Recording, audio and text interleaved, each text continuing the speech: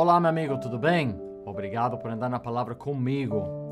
Gostaria de passar uns dias aqui tomando tempo para olhar nas Escrituras e ver como Deus, desde o início, deu vislumbres do Evangelho, da salvação por Cristo Jesus.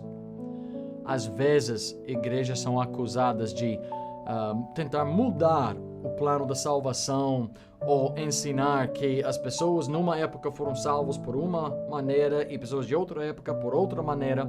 A Bíblia fala claramente que a salvação sempre tem sido pela graça de Deus por meio da fé. A salvação nunca foi algo que o homem poderia merecer ou ganhar ou atingir. Sempre foi um presente que Deus deu a pecadores que não merecem. Mas quando olhamos as Escrituras, começamos a ver umas ilustrações, uns quadros, uns vislumbres dessas verdades maravilhosas sobre a salvação bíblica. E gostaria só de mencionar alguns deles e chamar a sua atenção, dar algo em que você pode meditar ao longo do dia hoje, considerando que tão bom Deus tem sido para conosco, que tão maravilhoso e perfeito é o plano de Deus para nos salvar da condenação. Deus é tão bom conosco. Houve quase no início da Bíblia, Gênesis 3, versículo 15, fala como Deus fez túnicas para Adão e Eva. Isso foi depois do pecado deles. Mas aqui nós temos um exemplo, uma ilustração de uma verdade que a salvação nos ensina. Adão e Eva tinham pecado.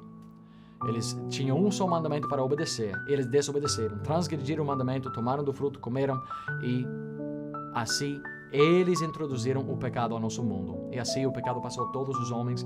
A natureza do ser humano foi arruinada naquela decisão de Adão e Eva. Mas a Bíblia conta que quando eles comeram, depois os olhos deles foram abertos. Eles perceberam que estavam nus. E assim eles tinham vergonha, porque estavam nus. Aí eles tomaram as folhas do figo e tentaram fazer roupas para cobrir a vergonha deles. O pecado sempre faz isso. O pecado nos envergonha. O pecado abre nosso entendimento e depois de pecar nós percebemos, somos errados, isso não estava certo e sentimos uma vergonha e muitas vezes nós tentamos cobrir a nossa vergonha ou desculpar. Temos muitas pessoas que eles tentam justificar seu erro, seu pecado. O nosso mundo está cheio de vozes hoje que tentam justificar e normalizar a abominação e perversão. O ser humano procura cobrir a vergonha dele, mas ele sempre é incapaz de fazer isso. Adão e Eva não conseguiram tampouco. O que for necessário. Deus fez túnicas do pele de um animal. Pele de quem? Provavelmente tomou um cordeiro. Matou esse animal limpo e inocente. E aquele inocente tinha que dar a vida dele e pele dele para ser usado para cobrir a vergonha do homem e da mulher. O cordeiro morreu para cobrir a vergonha.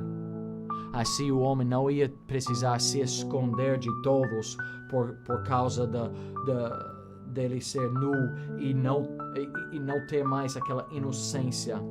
Agora, por ser contaminado pelo pecado, ele ia procurar se esconder e ficar nas trevas e muita outra coisa nos relacionamentos entre ser humano e Deus também. Mas Deus fez algo, porque para o ser humano é impossível cobrir a nossa vergonha. Deus fez algo na pessoa de Jesus Cristo também. Jesus morreu.